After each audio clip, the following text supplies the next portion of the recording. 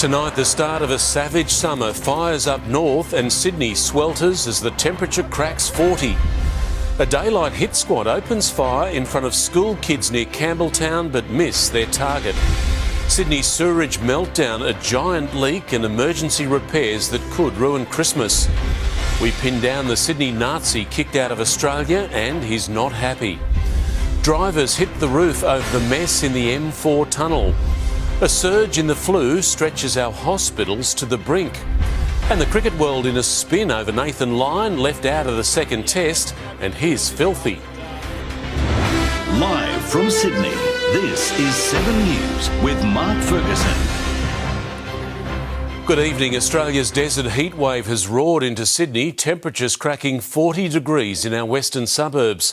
To the north, the first major bushfire emergency of the summer, with homes at Bulahdelah under threat. The entire state is on alert this weekend as temperatures soar to extremes. The Weather Bureau warning conditions tomorrow could turn dangerous. 5 days into summer and bushfire emergencies have erupted across the state. Barley crop here, she's getting burnt. Wall coming this way. Crops wiped out in the Riverina as the Rural Fire Service fights back. We're seeing high fire danger right across New South Wales today, with high temperatures, low winds and really dry conditions. On the mid-north coast, the Pacific Highway shut for hours at Bulahdelah. So where's your family? Are they in the fire? Yeah, they're coming. How are they? Have you had much contact with them? I'm trying to get on them now. For holiday travellers, the highway now reopened, one lane each way. I'm very concerned. Like, I've never seen fire move that quick. And in Beanie near Dubbo, as temperatures soar into the 40s. This heat wave felt across the country, baking Sydney day and night until at least Sunday. Going into tomorrow, we're going to see high temperatures start very early and the winds will be stronger tomorrow. Total fire bans in force across 9 regions tomorrow, including all of Sydney. Tomorrow could be quite a dangerous day. The Weather Bureau warning about late storms. There is the possibility of dry lightning and that could spark up new fires. Sydney-siders seeking relief from the heat early this morning. Probably going to sit down here. If I'm not here, we'll probably be at the pub. It's come at the right time for Sydney Olympic Park's urban surf. I'm pretty sure all of our sessions are fully sold out. Tomorrow, especially being a weekend, people are just going to park in and enjoy the weather. And Bondi opens tomorrow. 330,000 visited the Bondi of the West last summer. And let's go live to Rex Quayle at Balmoral Beach. Rex, there's also a warning for swimmers. Mark, New South Wales Surf Lifesaving says that drownings are on the rise. We actually not too long ago just hit a 20-year drowning record, and the most dangerous areas across the state are unpatrolled beaches like this one at Balmoral. The advice this weekend, no matter where you are in the heat, is to stay hydrated and look after vulnerable people. Mark? OK, Rex, thank you. Shoppers have been forced to run for their lives and hide as 2 men opened fire in a southwest Sydney car park. The ambush unfolded this morning, bullets flying in every direction, but incredibly no one was hurt, including the target. Sprinting through a Gregory Hills car park in hoods and high vis, 2 gunmen opened fire. We heard about 4 gunshots to start and then there was a few more to follow. Ambushed around 8:30 this morning, the shopping centre on Steer Road packed with people, ducking for shelter inside nearby businesses, some stuck inside for hours. There was a few ladies running towards Service New South Wales, so they came in and then we locked the doors. His daughter was about to do her driving test when I heard 6 shots and I just saw my dad standing in the doorway and I was so scared. Police arrived and the centre shut down, but the gunman had already fled. It's important to remember that this is a targeted attack and it is not, members of the community aren't being targeted. The man they were after, former Assyrian gang member and pro boxer Stephen Hallaby. He'd just left the World Gym when he was set upon while standing by his car. He does have extensive history with us. Service New South Wales was peppered with bullets. Dozens of vehicles also shot up. Hallaby got away, sprinting to a nearby Bunnings before returning to the crime scene. Witnesses have told 7 News Stephen Hallaby was heard yelling, "You missed me," before driving away in his white Toyota Hilux. Police say they're speaking with him, but he isn't answering their questions. His ute was checked over by police at his home, while the two mystery gunmen remain on the run tonight. The newest piece of evidence which could lead police to those gunmen is this red Range Rover found dumped here near Camden Airport late this afternoon. It's got no number plates and no signs of any attempts to set it alight. That means there'll be plenty of evidence for forensics to lead police to those two gunmen, and police say they won't stop hunting until they do. Inga Nielsen with the latest. Thank you. There are fears tonight of a major sewage leak that could flow straight into Sydney Harbour. A cracked underground pipe at Darling Harbour is to blame, with crews now working around the clock to prevent a toxic emergency. In biohazard protection gear, taking no risks. The race is on to stop a crack in a major underground pipe becoming a catastrophe, spewing sewage into Sydney Harbour. We've identified and contained the leak that we have, but if we don't act now, things could get worse, and we just don't want to see that for Sydney in our beautiful summer. The leak is 8 to 9 metres underground at Darling Harbour. It was identified weeks ago. It's now contained, but diverting the flow away from the broken section of pipe to carry out a permanent fix isn't easy. Sydney Water is working around the clock, building a wastewater pumping station and diversion pipeline in Wentworth Park. It's a hot and hard slog. But we do need to do these emergency works to ensure that the system can continue to operate reliably. Residents in Ultimo, Pyrmont and Glebe warned to brace for traffic diversions, noise and smell. And the reality is, when we're talking about significant impacts with sewage, things can get messy. Sydney Water says there's no environmental impact from the leak so far, but it is monitoring. The timing of this work couldn't be worse. The fish market is gearing up for its busiest time of the year, the Christmas rush, and the long-awaited new site opens in just weeks. The government says the repairs should be sorted by early January. Clementine Cuneo, 7 News. He was front and centre at an anti-Jewish rally outside State Parliament, and he paid for it, kicked out of the country. Neo-Nazi Matthew Grutter arrived in South Africa overnight after his visa was revoked, and he was not happy. It wasn't the homecoming he was expecting. Okay, it's enough now. It's enough now. Neo-Nazi Matthew Grutter back in South Africa, hitting out at local media, knowing he's about to hit the headlines. Enough now. It's enough now. Deported from Australia with his wife and 1-month-old baby,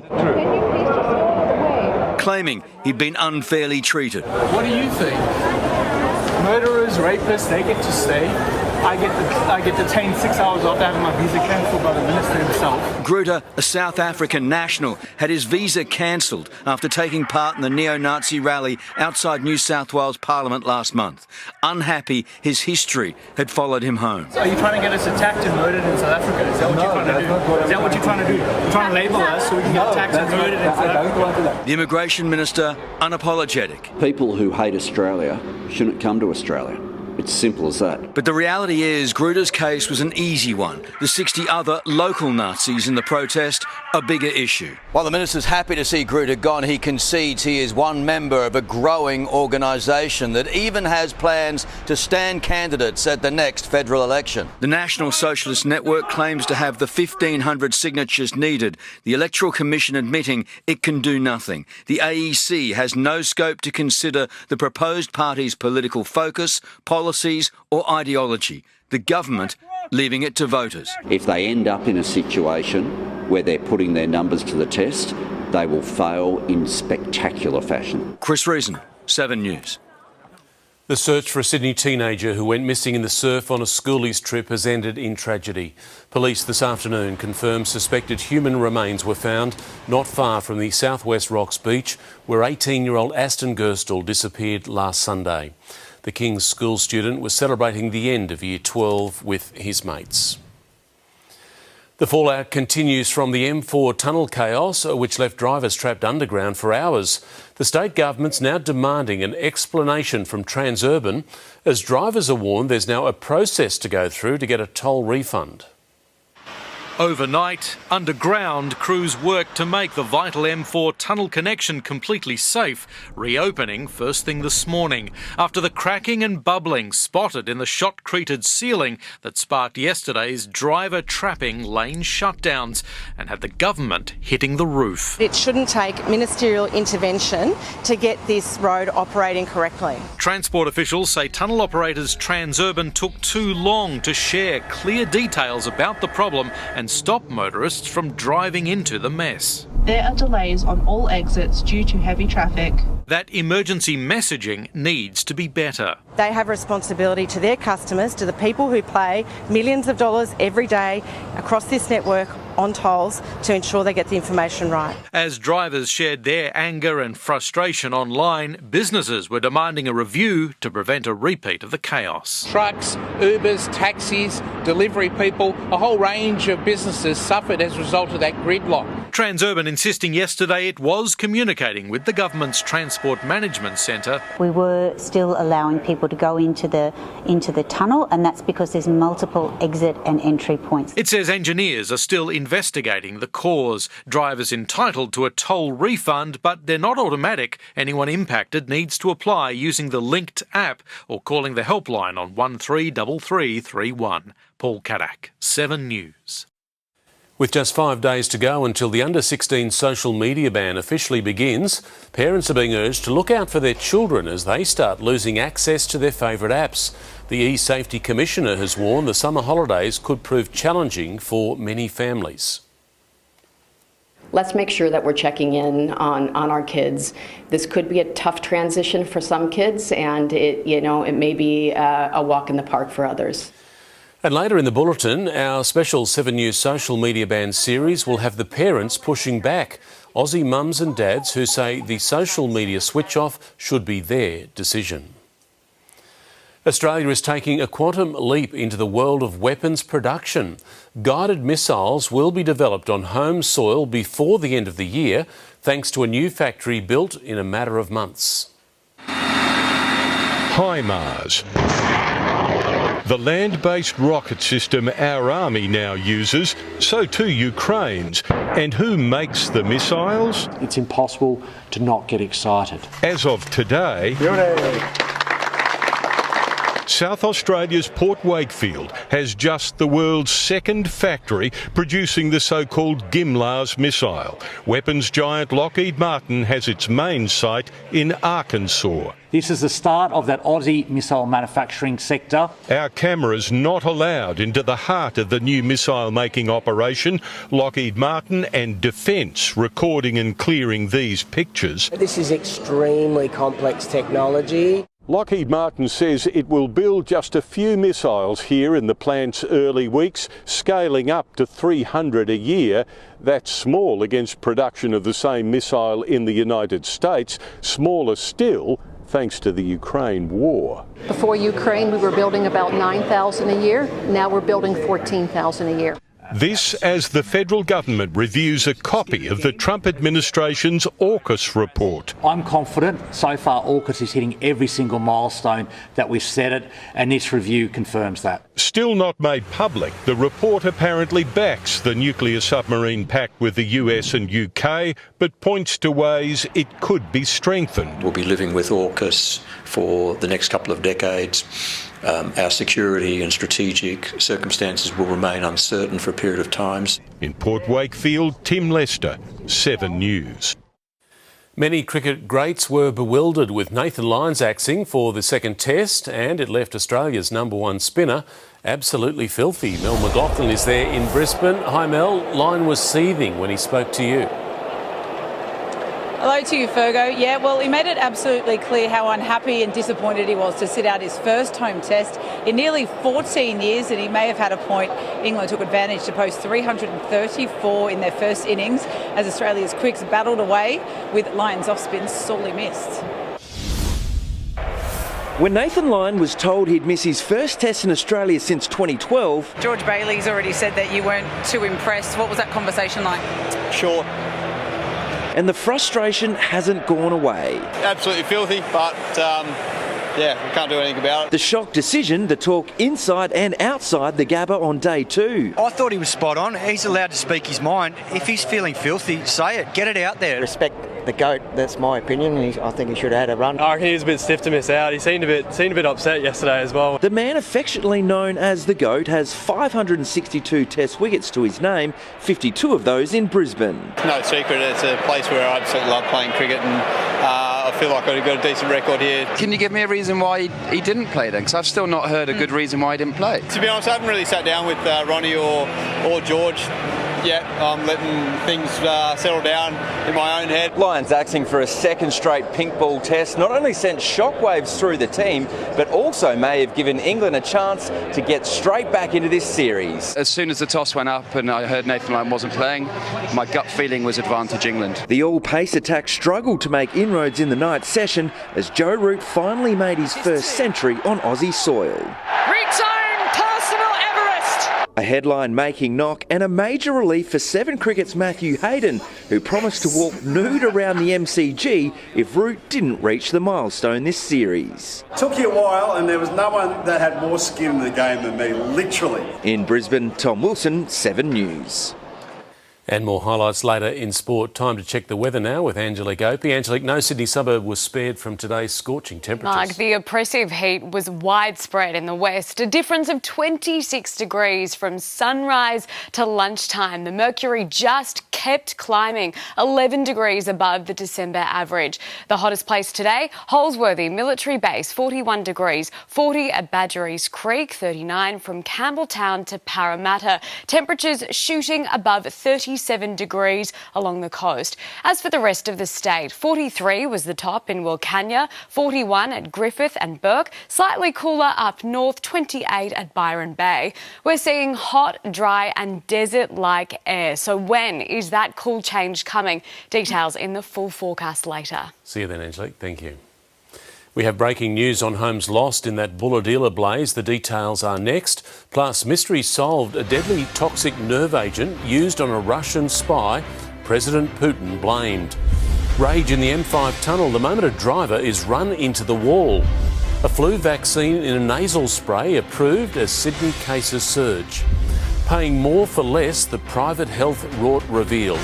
And sunscreen shock, the Aussie staple that's been recalled over fears it doesn't work. You could win $5,000 this Christmas. 7 News and Alinta Energy are looking for New South Wales' best Christmas lights display. And the runner-up wins a $1,000 bill credit from Alinta Energy. So upload a photo or video of your place and you could win. Light up Christmas with 7 News and Alinta Energy. Welcome to this night, welcome to this song, but most of all, welcome to the Welcome back. We have breaking news now from the state's mid-north coast, where 4 homes have just been destroyed in that bushfire near Bulahdelah, which we reported on at the top of the bulletin. It's a nightmare up there right now as firefighters try to contain this blaze, which unexpectedly changed direction and turned on homes. Authorities are warning it will be a dangerous day here in Sydney tomorrow as well, as this heat wave enters its 3rd day before some relief is expected on Sunday. Angelique will have more later in the bulletin. Tempers have flared in the M5 tunnel, leading to a crash. These dashcam pictures appear to show a black ute being cut off by a truck and the situation quickly escalating. The ute driver then made a move, swerving around the outside, colliding with the truck before speeding off. Police say no formal investigation is underway. It's the season 4 celebration, but doctors fear festive gatherings this year could supercharge the spread of influenza, with Sydney in the midst of a spike. There is hope a new needle-free vaccine will soon curb cases by boosting child immunisation rates. A rare summer flu surge is slamming our hospitals and stretching resources thin. We've had double the numbers of admissions compared to last year, and it's still ongoing. The state recording more than 3,700 cases of influenza last week. That's 8 times higher than the same time last year. But a new pint-sized weapon could be the answer to curbing the surge. FluMist is an influenza vaccine which is sprayed into the nose and not injected. The needle-free vaccine will be free for children aged 2 to 5, but available for those up to 17. Parents sometimes don't like their kids to have injections, and I think this is a very effective way of immunising young children. An age group in need of protection. Since 2020, flu vaccination rates have almost halved in children between 6 months and 5 years old. It can be quite dangerous, and occasionally we do see deaths from influenza in very young children. Australia is the first country in the Southern Hemisphere to receive the FluMist. The US has been providing it to patients since 2003, followed by Europe and the UK. The hope to keep more kids out of hospital. FluMist will be available at GPs and pharmacies ahead of the next flu season in April. Zoe Martin, 7 News. And Australians are paying more for less when it comes to private health insurance, according to a new report from the AMA. Premiums have climbed more than 100% since 2008, outstripping inflation, pay packets and Medicare benefits, which have risen less than 20%. Doctors are calling for reform to force insurers to pay higher rebates to patients to help ease pressure on our hospitals. An inquiry into the death of a British woman poisoned by a Russian nerve agent has laid the blame at the feet of one person, Vladimir Putin. The findings prompting new unprecedented sanctions as Europe prepares to hand over frozen Russian assets to help Ukraine. Amid an unrelenting war in Ukraine, the Russian president is embraced by India's Prime Minister. Vladimir Putin on a state visit for new deals on Russian oil, missiles and jets.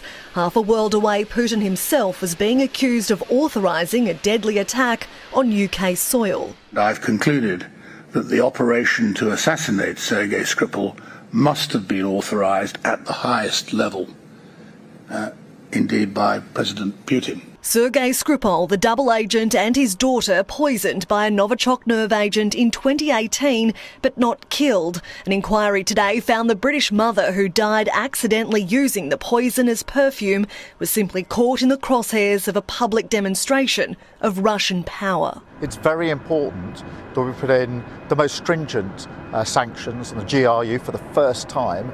Russia's Foreign Intelligence Service, the GRU, is considered an active threat to Britain. Now, to ramp up pressure on Moscow, the UK is preparing to hand over billions in frozen Russian assets to Ukraine to bolster its war effort. Other European countries are preparing to do the same, with President Putin telling Indian media Russia will take Ukraine's Donbass region by any means. In London, Jacqueline Robson, 7 News. Aussie music legend Ted Egan has died. He passed away at his home in Alice Springs yesterday, his family saying he lived a big and very generous life. That included releasing 30 albums, publishing 15 books, serving as the Northern Territory's administrator and also campaigning for Indigenous rights. Ted's favourite instrument, dubbed the Foster phone, making him a fan favourite. Oh yes, he said he was a drover and the finest in the land, and he was travelling around Australia, 10,000 goannas in hand. Ted Egan was 93 years old. Plenty more still to come on 7 News. Next, a Christmas toy alert. Asbestos found in a popular product sold at Kmart and Target. 82 hours in just a few seconds, a rare look inside a gruelling metro operation. On fire on the tarmac, an Airbus emergency sparks panic. Thorpe's on the water, why he's a big chance to win the Sydney Hobart. We jump aboard the new Sydney ferry with a deep connection to our city's past. And ahead in Spotlight from the Gabba, Marvellous Marnus pulls off a stunner in Australia's hot start to day 2 of the second Ashes Test.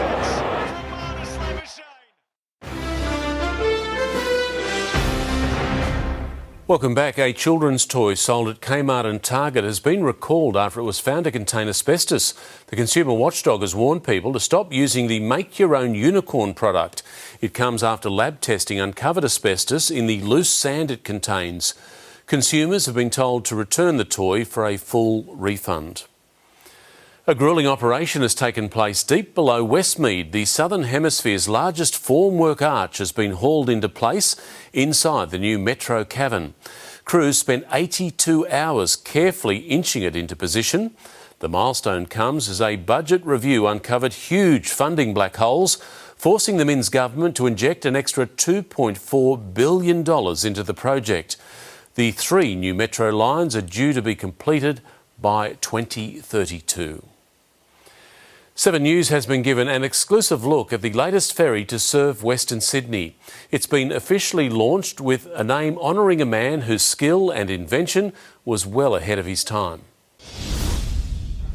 The newest name on the water. I now launch the Norman Self. The brand new ferry honouring a man whose fame may have faded, but whose impact is all around. Norman Self was absolutely amazing. He had an incredible career as an engineer here in Sydney. Arriving in the 1850s as a teenager, a mathematical and technical talent, building one of Australia's first velocipedes, an early bicycle, just the beginning. Wharves, refrigeration, lifts, railways, urban design and indeed technical education. In the 1880s, he had plans for a city underground railway and for a bridge over the harbour for a 1902 competition a decade before Bradfield. And he won that competition.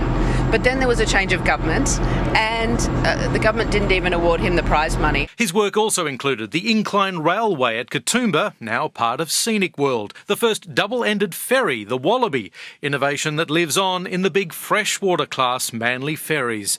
Norman Self died in 1911 at his home in Normanhurst, which was named after him. The Norman Self is the 6th of this new class of ferry for the Parramatta River Run, all named for scientists and engineers ahead of the opening of Parramatta's Powerhouse Museum. Designed here in Sydney, built in Hobart, a big step up in reliability and service. I think he would be delighted to have a ferry bearing his name in the city that he loved. Paul Kadak, 7 News.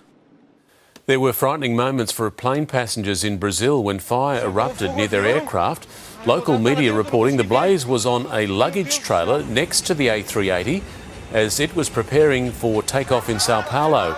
All 180 people on board were safely evacuated down emergency slides. There are no reports of any injuries. Prince Harry has had a dig at Donald Trump during a surprise appearance on late-night TV in the US. Look, I wouldn't say we're obsessed with royalty. Really? I heard you elected a king. He also poked fun at himself, pretending to be an out-of-work prince looking for a role in a Christmas movie. 25 years after hitting the world stage as a 17-year-old at the Sydney Olympics, Ian Thorpe now finds himself in unfamiliar waters. The swimming legend will take part in this year's Sydney Hobart with a crew that won't settle for anything less than victory. Ian Thorpe and Christian Beck, 2 men who have an elite knack for cutting through water. But in this case, it's the 5-time Olympic champion who's out of his depth. If the boat sinks, he can rescue me, I'm hoping. But I think in terms of advantage, it's probably just morale and things like that. Torpedo on a crash course to learn the ropes ahead of this year's Sydney Hobart. Whatever he's lacking in sailing skill, he promises to make up for in signature grit. Gold and a world record, Ian Thorpe.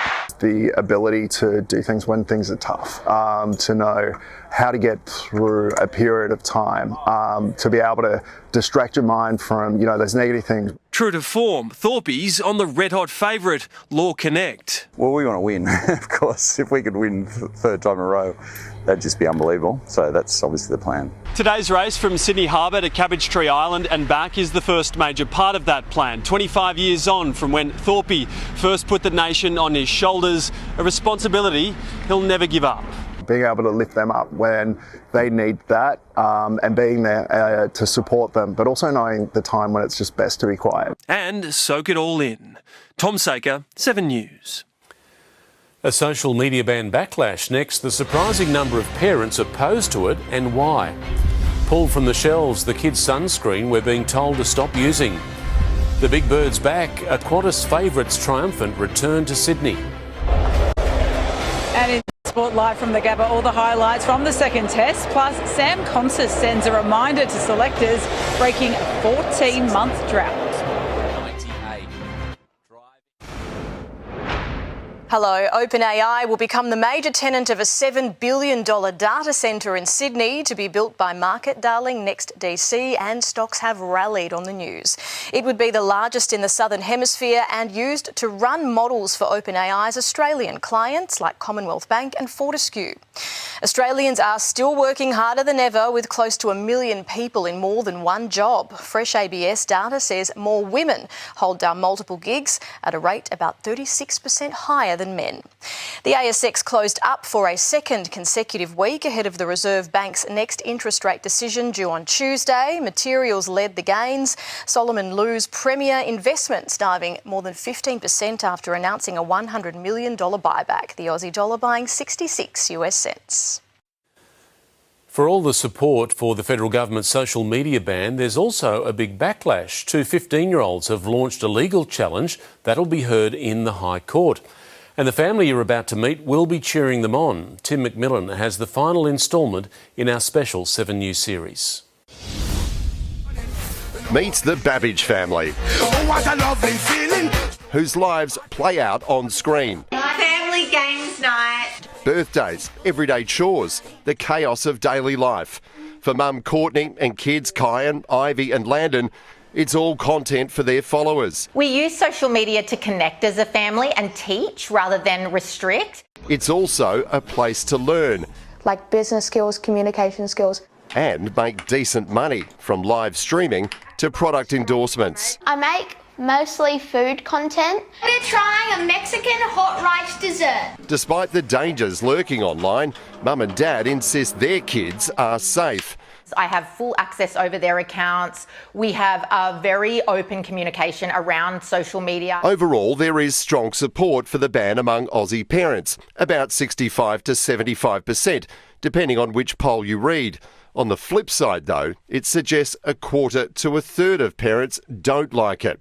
That's a lot of families dreading December 10. This is something that they've spent a lot of time and energy to get where they are. Social media giants are about to take possession of a mountain of personal data. All the ID, like passports and driver's licences, that Australian users will submit to verify their age.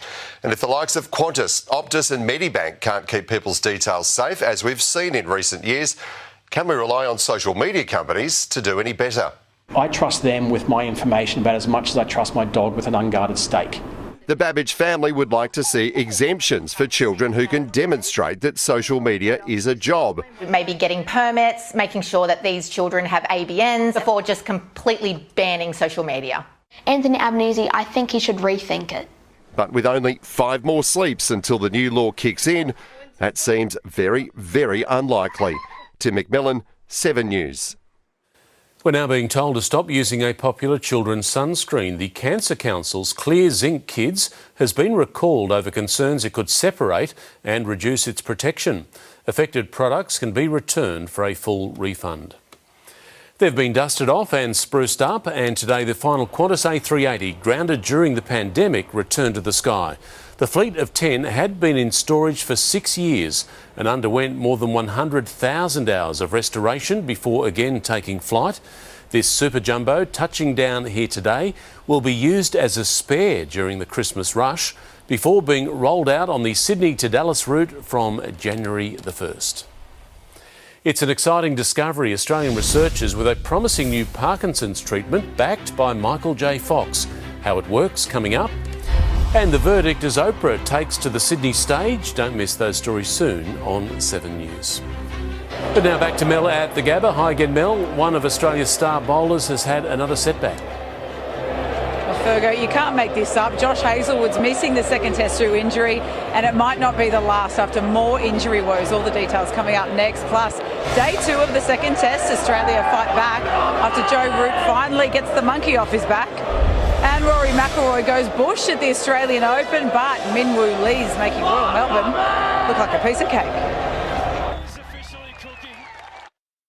In 2026, strap in for the most thrilling chases ever. Annecy is a spa town dubbed the Pearl of the French, what? Riviera. Stop the clock.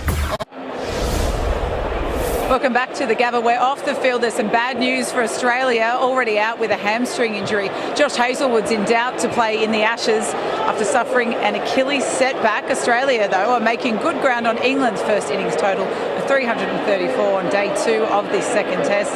The hosts are 2 for 175 following some amazing moments last night, including Joe Root's long-awaited ton down under.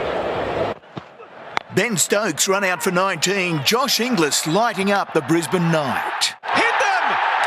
A direct hit! Urging on Joe Root, a reverse hook for 6, highlighting Root's 40th Test century. For England's greatest batter, this a drought breaker. Finally, an Ashes 100 in Australia. Both got some runs and wickets, so call it even today. Mitchell Stark's haul featured a gravity-defying Alex Carey menace by Marnus Labuschagne. Oh, he's got it!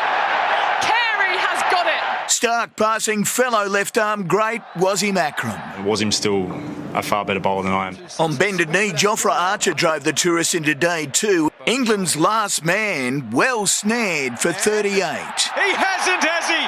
It's a miraculous catch from Marnus Labuschagne. Root unbeaten on 138. From on high, fans looked down upon Travis Head, dropped on just 3 by Jamie Smith. Bowler morale low as Head and Jake Weatherall chased England's 334. Goes again. That's going to go all the way. Quality. This is just brilliant. No repeat of his Perth 100. Head hauled in by Gus Atkinson for 33. Weatherall dialed in. The Darwin-born turned Tasmanian, playing just his second test, hit 59 before the main break. Labuschagne in no mood to play co-star as the run rate surged to 6 and over. Talking to himself, Weatherall had to walk plumb in front to an Archer toe crusher on 72, but a new guard has arrived. With black strips under his eyes, Steve Smith's poised to start a night shift. Top edge. And that's gone for 6. Andrew McKinlay, 7 News. Yeah, a bit going on. Sam Conser scored his first ton in 14 months on the opening day of New South Wales Sheffield Shield game against Queensland at the SCG today. I think it's all part of being an athlete. You're going to fail more than you succeed, and especially like today, just make sure I catch in. Yeah, a reminder to Aussie selectors, Concerts fell for 116 off 185 balls. The Blues were 4 for 313 at stumps. West Tigers CEO Shane Richardson is expected to depart the club as early as Monday, with growing tensions between him and the owners Holman Barnes Group. At Belmore, the Bulldogs have unveiled a huge change to their jersey ahead of the season opener in Las Vegas. Players will wear their names on their backs for the entire 2026 season, a first for an NRL club. Rory McIlroy avoided embarrassment at Royal Melbourne, sneaking in to make the cut at the Australian Open. The tournament draw card sits 2 under, 9 shots off the pace at the midway point. A trio of Aussies are right in the mix heading into the weekends. With the galleries lining the fairways at Royal Melbourne, all the focus was on one group. Rory McIlroy partnered with Minwoo Lee and Adam Scott, all three with plenty of work to climb up the leaderboard. What a roar. McIlroy was on the cusp of the cut line all day, his only birdie on the front 9 coming at the par 3 fifth.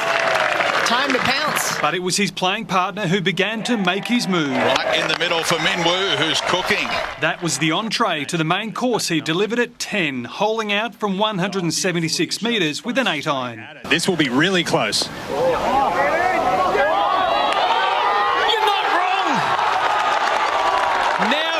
Officially cooking. Rory was going the other way with a fresh air swing in the bush. Yep, he was going for the ball there. That's a shot. A bogey at 14, he found himself in trouble again at 17. This time he produced some magic to recover. Oh my goodness! And he delighted the fans with his approach to the 18th green 2, birdieing the last to finish 2 under. And rolling out from McElroy. Can you hear that sigh of relief? 7 isn't too far back. I feel like if I can go out tomorrow morning and shoot a good one, I can get myself right back in the tournament. Shot smash! The locals were riding Cam Smith's every shot. The Aussie had a bogey-free round of 6 under 65. To move up to a tie for 4th, setting up a mouth-watering weekend. Dead centre. Tim Hipsley, 7 News. Reports McLaren have banned Oscar Piastri from talking to Australian media before this weekend's Abu Dhabi F1 finale will not dampen talk of bias towards teammate Lando Norris. The championship leader doesn't expect any help from the Aussie, while both can still win the title. It's not really up to me, and I'm not going to ask it. I don't want to ask it because I don't think it's necessarily a fair question. Until I know what's kind of expected, I don't really have an answer. Norris leads Max Verstappen by 12 points, with Piastri 16 points behind Fergo. Come on, Oscar, go on the Aussie. It's possible. So there is a chance. And here, Marnus Labuschagne just brought up his 50. So things going really well. It feels like Test cricket as opposed to Perth. Yeah, let's hope the Aussies have a big night out, Mel. Thank you. Yep. They've got the backing of the world's most famous Parkinson's patient, Michael J. Fox, and they're making the most of it. A team of Aussie researchers have found a potential new treatment that's showing huge promise. Sandy Gershwitz was in her early 40s and hairdressing when she noticed the first symptoms. I was noticing as I was moving my hands in and out of the scissors, it become harder. Parkinson's is one of the fastest growing neurodegenerative diseases. Billy Connolly, Muhammad Ali, Ozzy Osbourne and Michael J. Fox, some of the high-profile patients. I know with where we are right now, in 5 years, they will be able to tell if they have it. Be able to tell if they're ever going to get it. We'll know how to treat it. Research partly funded by Fox brings that wish a step closer. A promising new drug to target inflammation, which damages the neurons that help control movement. And we think that this is a consequence of a chronic inflammatory process in the brain. So we call that the brain is on fire. This is inflammation in a healthy brain. This is a brain inflamed from Parkinson's disease, and this shows inflammation reduced after receiving the drug. The difference with the drug that we're discovering is it actually targets one of the underlying causes of the disease. The promise of this drug spans beyond Parkinson's. Researchers believe the same anti-inflammatory approach could help other conditions like Alzheimer's and motor neuron disease. The drug now moves into human trials, providing homegrown hope for a condition on the rise. Katrina Blowers, 7 News. She's walked the Bondi to Bronte and dined at Bill's, and last night Oprah took to the stage in front of a sellout crowd at the International Convention Centre. The talk show queen sharing stories about career, relationships and weight loss, as well as her favourite Sydney shopping spots. We went to the hat store. There was like 14 of us. Oh, look, there you are. And I said, everybody gets a hat. Not a car, but everybody gets a hat. Oprah's speaking tour has now headed to Adelaide. Next up, Angelique will be here with the weekend forecast. Angelique, the mercury will climb past 40 tomorrow. Mark, we are in the grips of this heat wave. Western Sydney will be scorching once again. Details next.